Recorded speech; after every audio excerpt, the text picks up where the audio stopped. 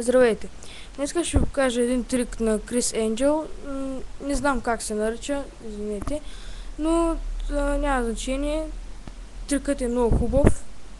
Не знам дали е лесен. За мен е лесно. Не знам за вас дали ще е лесно. И започвам да правя трика.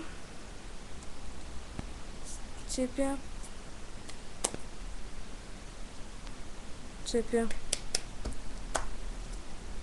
Ето така цепя. И ето отново ще цепя. Трябва ми избор на една карта, няма значение каква. Например ето тази. И така. Сега ще направя 4 купчинки. Да, ще направя 4 купчинки. Така. Първата, ето. Не знам дали се вижда. Втората. И забравих да покажа картата. Ето я. Третата и четвъртата. Така, тук ще е вашата карта. Ще обърна тази купчинка. И ето тази. И ще започна да смесвам картите. Така. О! Се опика. Получило се е хубаво. Така. Правим същото. И чакайте. Правим същото и с тази купчинка. И сега. Цветето има обърнати и лицеви карти. Сега цветето, картите, които са обърнати, са асо пика, двойка пика, тройка пика, четворка пика, петца пика, шестца пика, осмица пика, девятка пика, десятка пика, вале пика, дама пика и поп пика. Така цветето вече не трябва. Сега, аз само ще разстеля пиките и ще разбера коя е вашата карта. Така, значи вашата карта е седмица пика. Ето. Така, как става този трик? Много е лесен. Сега вземате пиките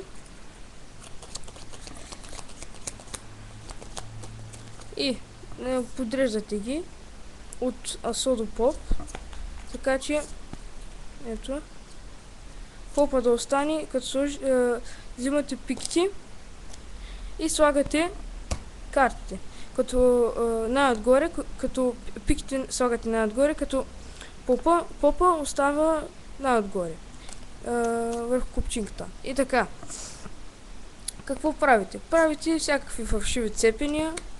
Може да не правите и фалшиви цепения, но само трябва да запазите първите 12 карти, т.е. пиките. Така. Правите така, някакви фалшиви цепения. Няма значение. И после. Взимате половината карти, ето така, и ги прихващате. Държите двете купчинки и когато слагате другата купчинка, слагате също и малкия си пръст. Ето така. И когато казвате да изтеглите една карта, виждате да изтегли една карта, побутвате тези карти, докато там, дето се сложили малкия пръст, до там, и после отваряте 5-6 карти. Зрителят дърпа една карта, т.е. това разбира се, че е пика, и като държите така купчинките, пиките слагате отгоре. И той се държи. Чакай да видим каква е картата. Карта е десятка пика. И сега на ум си избравяте 12 карти. Ето така. Започват 4 по 4, 4, 4, 4, 4 и защото ще забележат, че правите нещо. И вземате 4, 4, 4 и така. Казвате, че ще правите 4 купчинки. Слагате тая купчинка с пиките.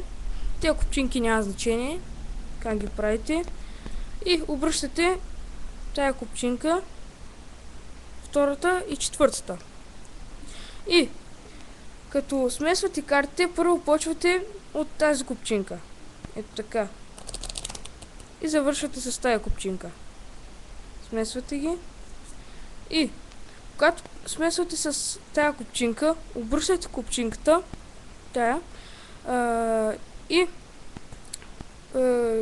казвате, че се е получило прекрасно, защото сото пика е дошло надолу. И взимате двете купчинки и ги смесвате, като почнете от купчинката с обърнените карти, т.е. с пиките. Смесвате и завършвате с другата купчинка. И пак обръщате, взимате с тази купчинка и правите същото. И така. И показвате, че тестето е с обърнати и необърнати карти. Ето. И слагате купчинката, правите се едно, че нещо правите, някаква магия, се едно, че и штракате с пръсти. Вземате тестето, обръщате го и или го разстилате, или като мен започвате да изкарате карти една по една. Асо пика, двойка пика, тройка пика, четворка пика, петица пика, шестица пика, осмица пика, девятка пика. Тая карта също трябваше да е тук. Девятка пика, вале пика, дама пика, поп пика. И тестето казвате, че не ни трябва вече. И разстеляте и гледате. 1, 2, 3, 4, асо, двойка, тройка, четворка, петица, шестица, седмица, осмица, девятка и виждате, че няма десятка. И има вале. Значи карта е десятка, пика. И казвате на зрителя, че карта му е десятка пика, той обръща и може да не знам какво да направи. И това беше от мен. Благодаря ви.